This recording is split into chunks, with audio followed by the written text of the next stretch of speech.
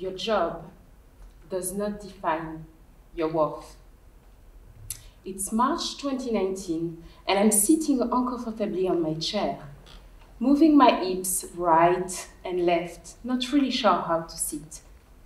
I'm listening to the speaker, and the module is about how to build and lead a high-performing team. I'm looking around the room, and I'm planning to sneak out to get my lower back release. I have a 9 months pregnant bum, and my ambition took me to show up and sit at a prestigious business school, so I can attend one of the most prestigious leadership executive programs in the UK.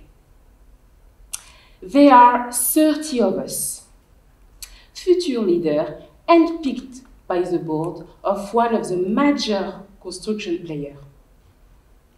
However, I could not remove from my head that no one look and sound like me. Have you ever been in a situation where you feel that you are not fitting in? I devoted myself to my career, to be visible, to be recognized for my leadership skills and occupational safety and health competencies. But till that day, in the classroom, I have fears and fraudulent feeling. My hand is moist, and my breathing is slowing down. I feel like I'm sinking in a pool full of water, and I'm unable to swim. Do you measure your worth by your ambition? Or should I ask a better question? Do you feel more worthy when you follow your big ambition? If the answer is yes, I want you to remember today that your background does not define your ambition. Your ambition is defined by you. Fast forward to June 2019. I gave birth 6 weeks ago, and my husband is staring at me while I'm breastfeeding our daughter with one hand and completing typing with my assignment with the other hand. I have to submit this before 5 p.m. I was really stressed and anxious, and my husband could see that I was overwhelmed. For those of you fathers out there who can see the mother of their own babies, you can guess how my husband felt. He could help me with the assignment, but he couldn't breastfeed the baby ever. The project was submitted on time, and I was shortlisted by the Innovation Board to present my idea. Well, now, I had no excuse to miss the next module. And here we are, 2 weeks later, I'm standing in front of the 3 members of the innovation team. I feel heavy, short of breath, my breasts are sore and full. I can see myself getting a breast infection out of this walk of fame, where ambition is meeting a mother guilt. Have you ever been in this type of situation where you feel that you can get better, you can make it? I devoted myself to get there and be visible to the board. So that day, my breast full and soaring, the mother guilt kicking. I can't believe I left my baby with a stranger to go defend my big innovation idea. But I had a minor issue. Every 2 hours, I had to rush outside the building, get a lift, run outside to the opposite building, swap my card through 3 doors, take yet another lift, so I can get my exploding breast relieved. Any mother here in a room? You can get that head and happiness, but also the sadness to know that it's a baby feeding time and you are nowhere near your baby.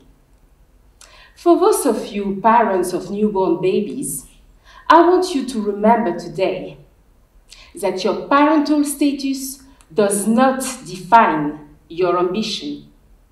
Your ambition is defined by you. And then, 6 months later, I returned to work. I was really excited, but also really stressed and anxious.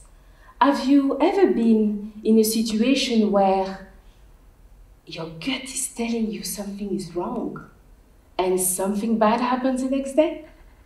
On the first day back, returning from maternity leave, I found out that I was nicely elbowed out from my responsibilities and leading project. But what made me furious was the ignorance and the lack of emotional intelligence from the management team. People who don't think that parents should pursue their ambition. I'm a woman, now a mother, and I'm full of ambition. I had 2 choices, either to accept to be elbowed out or to stand my ground.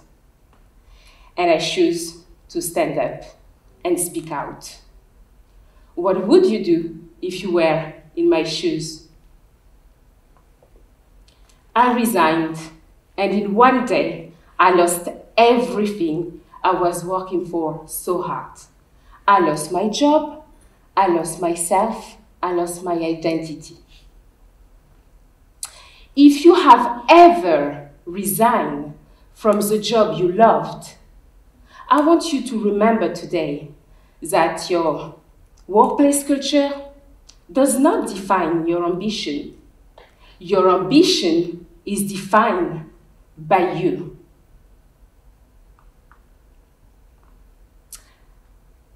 And then was December 2020, nearly a year later, and I just put my baby girl to bed for the night. Those only moments when I feel human, it's when I'm spending this precious bedtime routine with her and saying, "Bonne nuit, mon ange."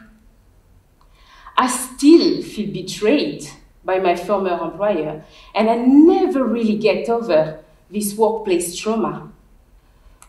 Quickly, my chronic stress escalated into physical and physiological signs of chest pain, panic attacks, loss of mental clarity, and heart racing. A bit like if you were spending your whole day running on a treadmill. I still can't stop thinking, aren't we occupational safety and health professionals supposed to be immune against depression and mental health challenges?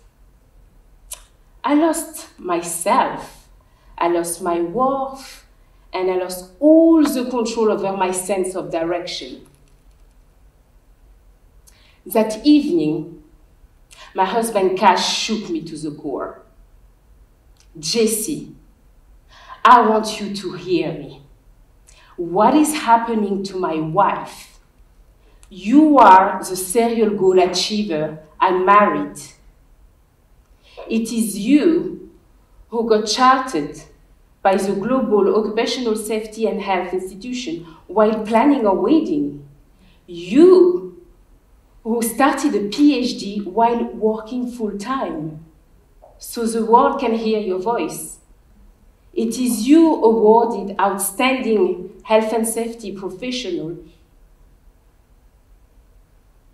the girl who came here not knowing a word of English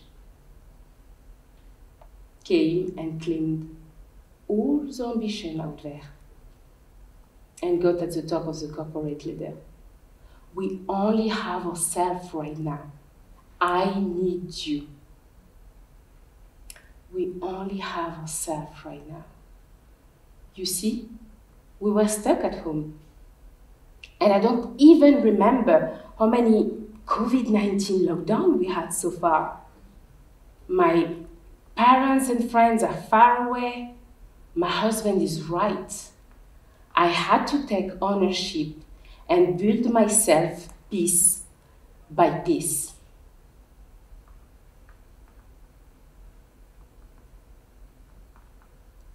Piece by piece. This is a word I had in my head over and over. If you have ever been in this type of situation, you can understand. I had to shift my mindset from being hopeless and worthless back to the person I was, full of hope and self-empowerment. My return to work was a journey, and I had to ask questions such, what can I do to move the needle, even a marginal gain? What can I do to ensure my daughter and the next generation won't be facing the same issues that I had when they joined the workforce in 20 years? I worked hard to get at the top of that corporate ladder, and now I'm thinking that my ladder was leaning against the wrong wall. If you have ever been in this type of situation, I want you to think. I had to shift my mindset, and my return to work was a journey. From a place of hope and grief, I had to rethink my trajectory.